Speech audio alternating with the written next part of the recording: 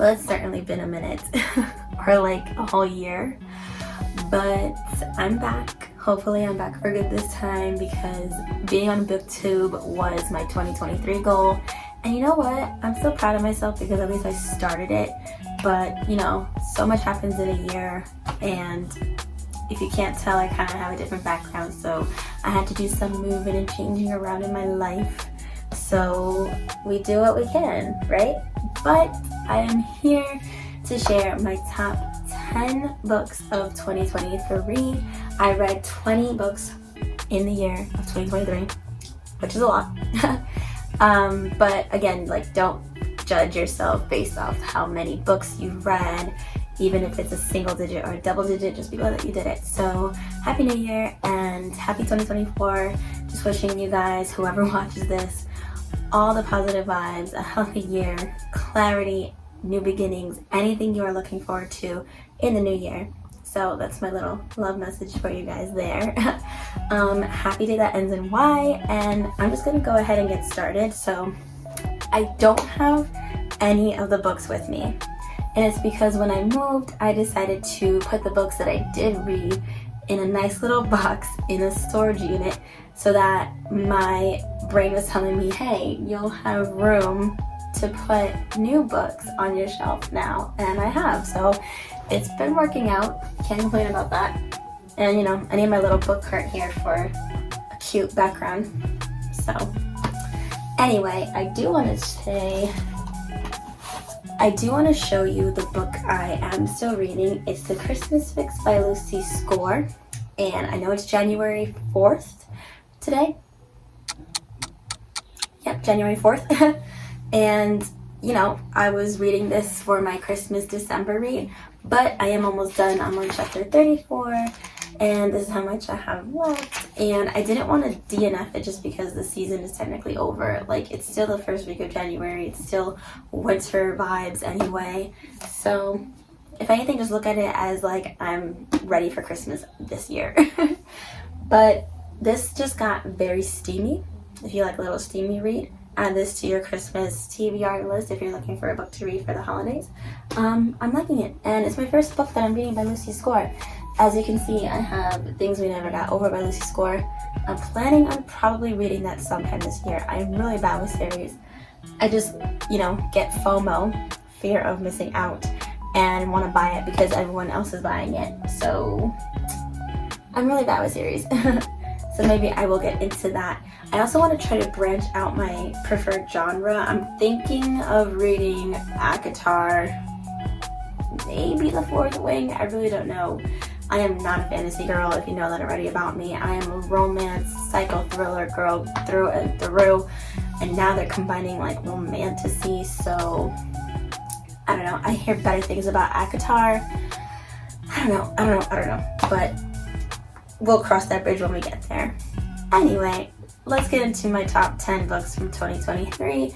I'm going to do my best to put any pictures here or anywhere on the screen. I am more active on Bookstagram, so I will leave the name right here. As always, everything is also in the description box, so follow me wherever your little heart desires. And let's get into this list. 10 on my top 10 books of 2023 was Every Summer After. And the reason why that ended up being the 10th spot was because, first of all, I was trying to rank it higher on the list because I read that book in 4 days. Okay, there was some crack in between those words, but I wasn't crazy about one of the scenarios that happened in that book, and it was similar to Love in Other Words, which is one of my favorite books from the year before. I'm gonna like link that video. I have my books from 2022, I believe, on YouTube somewhere. I'm gonna find it and link it. But that book, Every Summer After, if I can remember, is about these two like best friends, and they meet at one of the characters. I believe it's the girl. I'm forgetting names, okay, because I don't have the book with me. But they meet at her family's lake house every year. So it's literally Love in Other Words meets The Summer I Turned Pretty. Yeah, I thought I was about to say To All the Boys I Loved Before. Wrong one. It's The Summer I Turned Pretty and Love and Other Words Together. So you got that best friends trope to lovers going on. But there was like one particular trope that happens with like, it's predictable with like a best friend's brother situation. Something happens. I don't want to get into too many details. You could probably connect the dots already. But there was still something that made me want to keep turning those pages. But it ended up being like number 10 on my list just because I do have better reads that I preferred being on the top of the list than that. So I also wanted to read Meet Me by the Lake by her. Don't mind me, I just have crazy anxiety with my hair.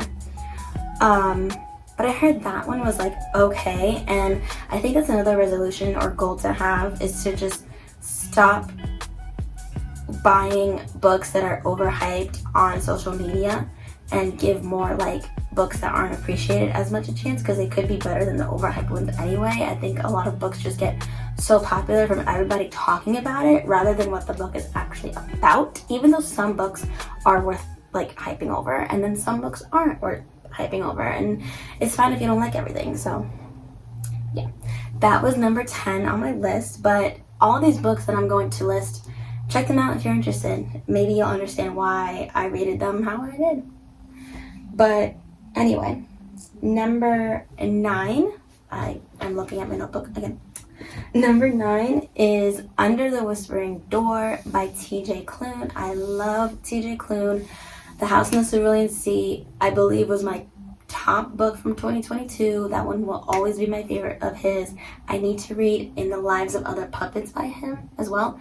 But apparently, from what I hear, his books are so much better listening to them, because it's true. Like The House in the Cerulean Sea, I read, and one of my favorite bookstagrammers, I'll leave her information here, check it out down below, she said you should listen to Under the Whispering Door, and after I read it, now I kind of understand why it was probably better to listen to it than read it, because it didn't give me or like grasp me enough the way The House in the Cerulean Sea did. Like that one just left me breathless. Like that's just one of the words I can describe The House in the Cerulean Sea, and I am so excited for September to come, not only for my birthday, Virgo season, but part 2 to that book is coming out, and I hope it doesn't disappoint. And I don't listen to audiobooks, but I'm not against them. So maybe I will give that a chance, but I do still need the physical book somewhere in this collection. But Under the Whispering Door is about this man who is just so miserable in his life, and he is a evil person. Like he has mean tendencies to his character, and so he abruptly passes away, and now he's like literally now he's not in like purgatory, but he's literally in the middle place between like heaven and I guess hell, and finds himself in like a tea shop with other ghosts, and so they are just trying to like teach him how to like make death reassuring and how to validate his death and his life. And it's basically just giving you a perspective of, the life lesson of life is too short and to not take everything for granted and treat people with kindness. So like he's learning valuable life lessons. I did like it and enjoyed it, but it does not have a special place in my heart as much as The House in the Cerulean Sea did.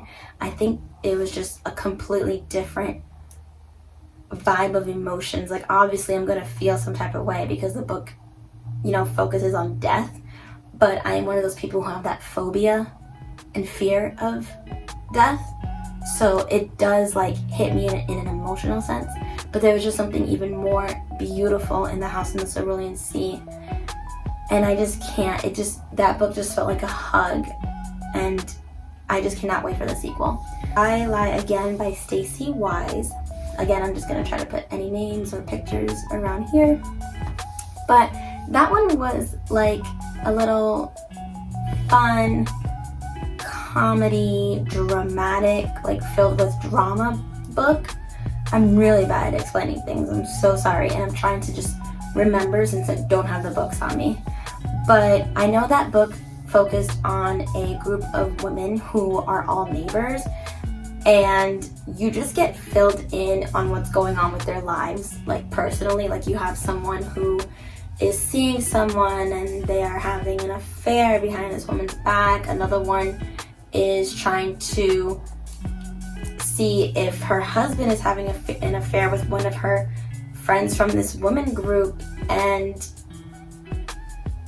this one woman is a teacher, and it's just drama filled. One character who basically gets revenge on this man who has cheated on her. So that one was a little like dramatic, funny read. It was kind of a break in between what genres were I reading at the time. I think that was around summer, and I was doing summer reads and I just needed like a little break. 7 is Hello Transcriber. I forgot the author. Hannah Morrissey. Just remembered. Do I have the book somewhere? I don't have the book somewhere. Hello Transcriber by Hannah Morrissey, and I want her new book, which I believe is called When I'm Dead.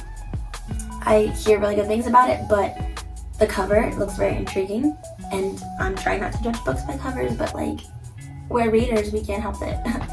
And Transcriber, from what I can remember, was about a woman who is a writer, and she works in the police station as a transcriber. So she's listening to like these cases and literally transcribing them. But she kind of hears something that piques her interest while listening and transcribing. So she follows a murder case, and it's literally like Icelandic Nordic, I hope I'm saying the word correctly, Icelandic noir vibes. And another bookstagrammer that I follow, Crime by the Book, Crime by the Book. I'm drawing a lot of blanks tonight. It's been a minute. I'm also like not used to being in this new environment filming, so I just have like anxiety right now if anyone can hear me. But I like her thriller, popcorn thrillers, she calls them too, like recommendations. So I enjoyed the way that was written. I love when the main characters of stories are writers and they just stick with that like trait about them. So like even their descriptions in the book of like about writing, while reading it, it just gives me adrenaline, and I love the writing of it. So I thought Hannah Morrissey did an excellent job with writing that story. So that's why that landed as the number 7 spot on my list. 6 is Book Lovers by the one and only Emily Henry. And Beach Read is my favorite book of hers. So when I heard how good Book Lovers was, I was like, I need to get it. People We Meet on Vacation, I was not that impressed with. I am so sorry. But I still need to read A Happy Place. So maybe I'll get to that this year because she has another one coming out. So many like books coming out. But Book Lovers adds like a cute small town romance between Charlie and Nora. I remembered their names because Charlie, I want to say, made my book boyfriend list. And they both work in the world of like books and publishing, like literary agents, like all the above. And so Nora has her sister tell her, listen, like, let's take a break from this fast-paced city life. Let's slow down and go to a small town. I forgot the name of the town. Let's like just have an escape. Let's just take a vacation. Let's slow down. So long and behold, who does she run into in this small town but Charlie, which in the beginning of the book, they kind of gave like nemesis vibes. They just like were not impressed with each other when they first met each other.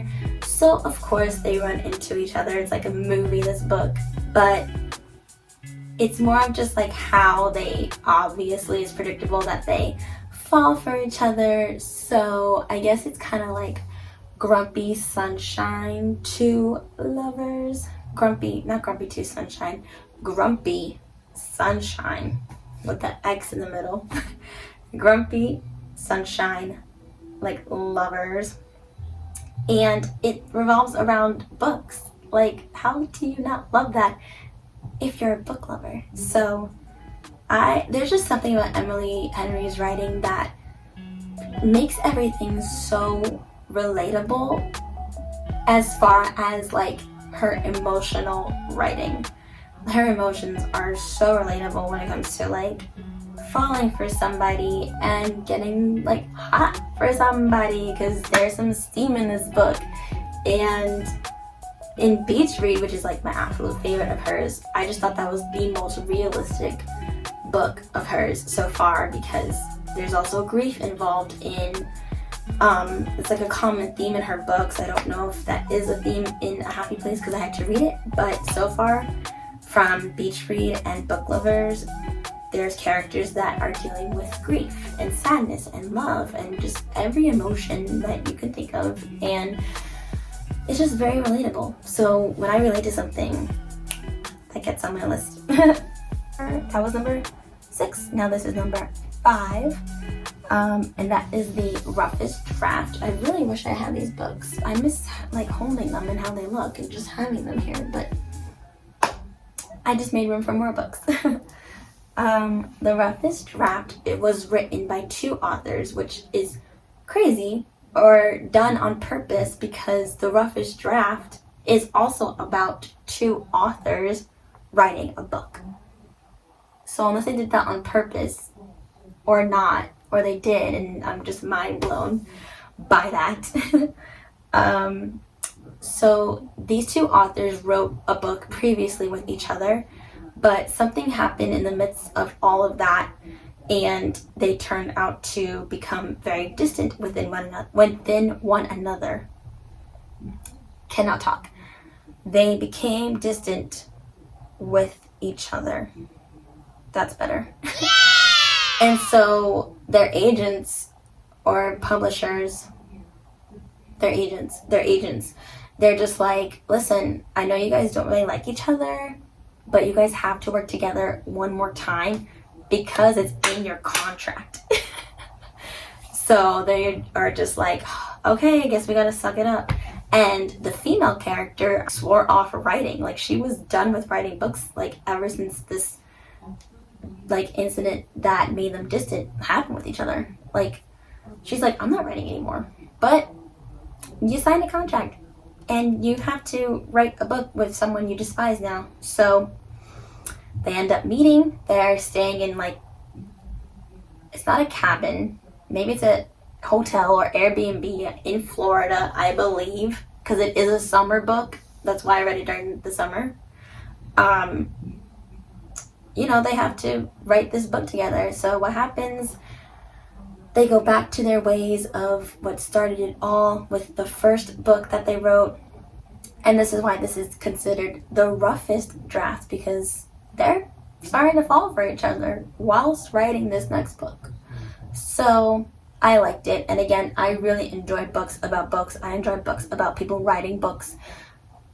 Just give me all that. Because especially when, like, they just use descriptive sentences and the character is a writer. So, like, there's just something extra enticing about that. I can't explain it.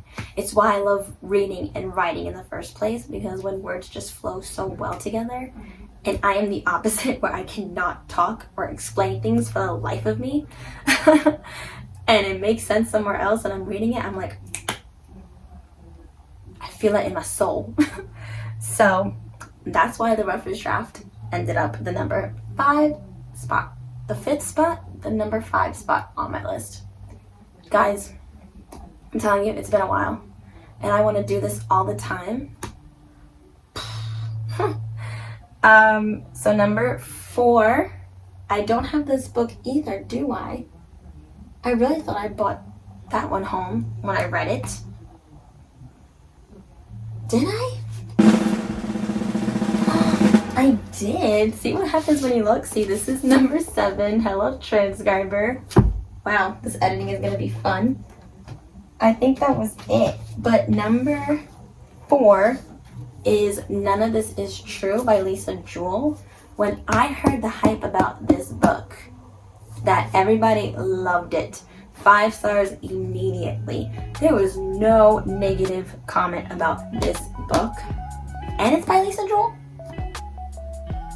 I just had to have it. I was like, you're coming home with me. This was gifted to me, and that just made it the more special and the more awesome and just great. And I got the UK cover. It was an accident, but it's still the same story. So, None of This Is True follows Josie and Alex. That's their names. Did I remember? I remembered. 5 points for Hufflepuff.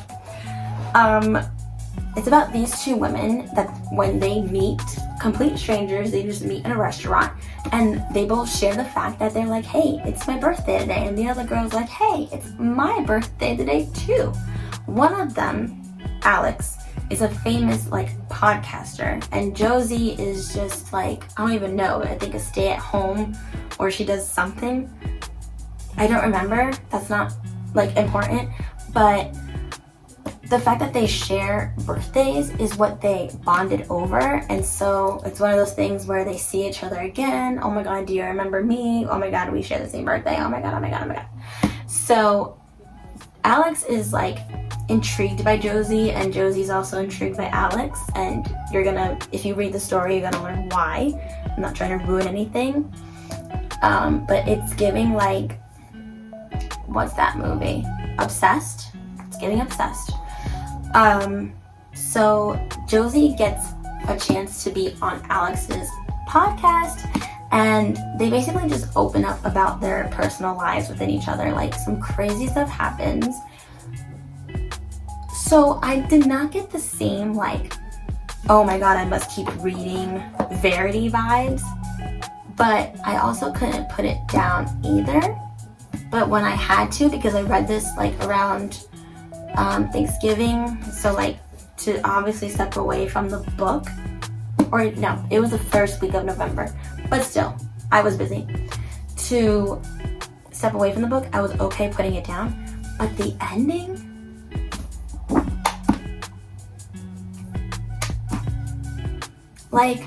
the title literally speaks for itself, literally, but you're still under the impression of what the is going on? That's literally what Lisa Jewell did, and that's why this landed as the number 3 spot on my list. That sounds weird to say, as the number 3, as the 3rd spot on my list. I can't take breaks because I can't talk. But then the second book on my list, and I actually do have it. I'm so glad I remembered. It was here. I know I brought it back. The Family Upstairs. And I did not read the second one yet. But when I was done with this one, I just had to buy this immediately. But then Christmas was starting, and I was like, well, I kind of want to read my Christmas books. So this one I have yet to read. Maybe I will finally get to it. I'm pretty sure I remember what happened at the end of this book. But this was my pick for around Halloween time. And I'm so glad it was. 5 stars, excuse me. 5 stars. So this is about a woman named Libby. I'm reading the back because I'm really bad with names. She finds out after 25 years about her real parents, and they left her the family estate. So she wants to do some digging on who her family is, because I believe she's adopted. Yeah, she learns not only the identity of her birth parents, but also that she is the sole inheritor of their abandoned mansion. Okay? So she's gonna want to do some digging about her family. And just Lisa Jewell has a way, also in this book as well, in all of her books that I have read, because I only read this one, and then She Was Gone, and Invisible Girl, but Invisible Girl was not my favorite. I'm so sorry. She has a way of intertwining and connecting every character with each other, and not just characters within each other, but obviously their storylines. Every time I read one of her books, I feel like I'm watching a Netflix show, which if you know, you know. no, a Netflix show is not coming out of that, unfortunately, but they throw in some like Netflix kind of inclusivity in this story. Read it, please. 5 stars. And the ending wasn't like a huge shock, but at the same time it obviously continues because there is a second one called The Family Remains, and I hope to get to it sometime this year. And then the next 2 books I don't have. I just remembered to check the back of my cart to see if I had it, and I did. So the number 2 spot on my list is Anxious People by Fredrik Backman. I have A Man Called Ove here that I have to read. Again, this entire cart is updated of books I have to read. Or like, I did read some, obviously, and then like I accidentally kept some. It was just a stressful move. So I just wanted to make sure everything was packed and not forgotten. But anyway, I digress. Anxious People by Fredrik Backman.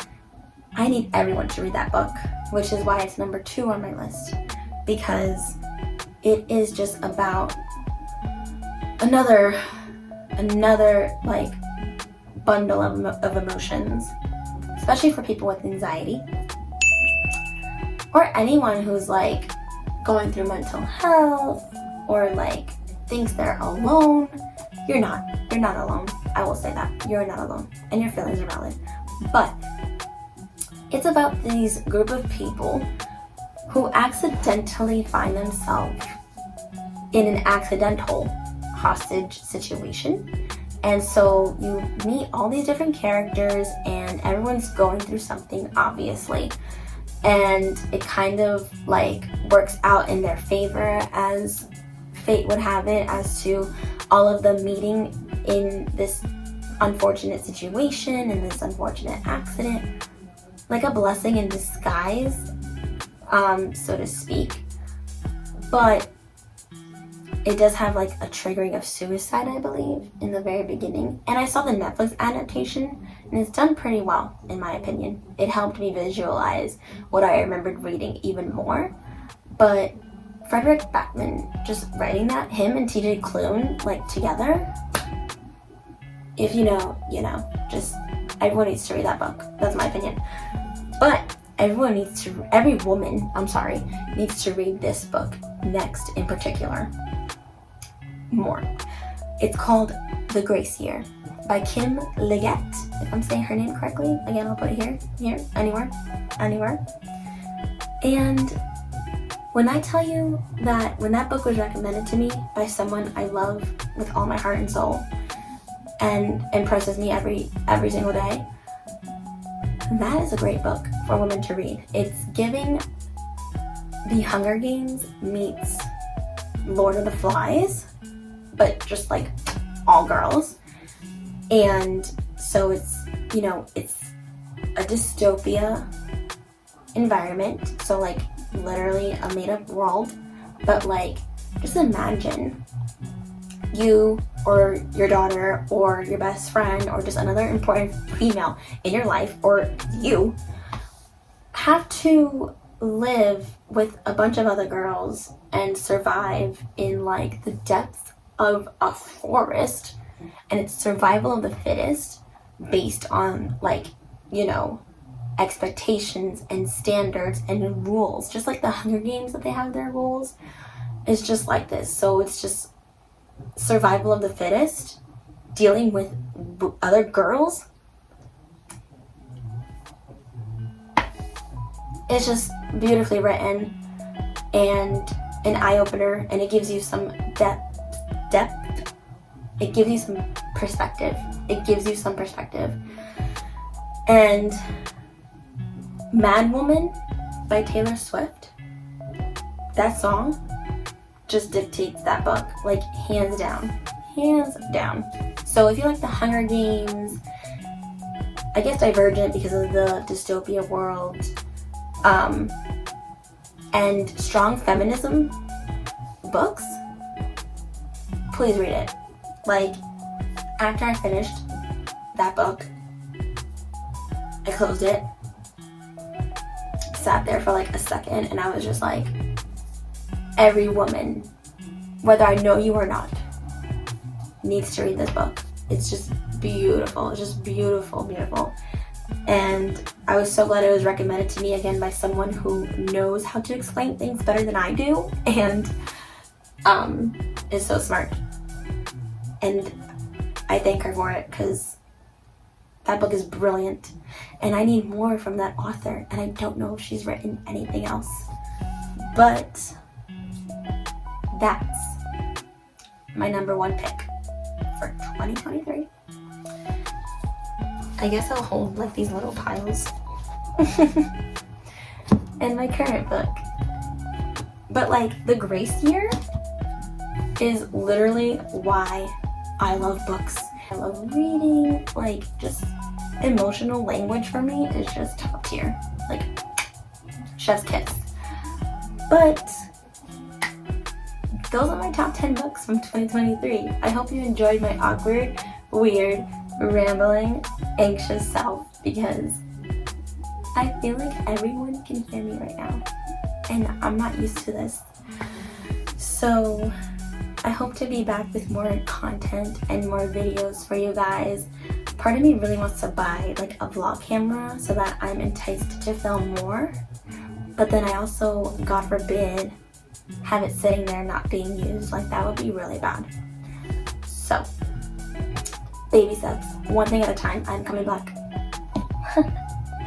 I'm coming back slowly but surely.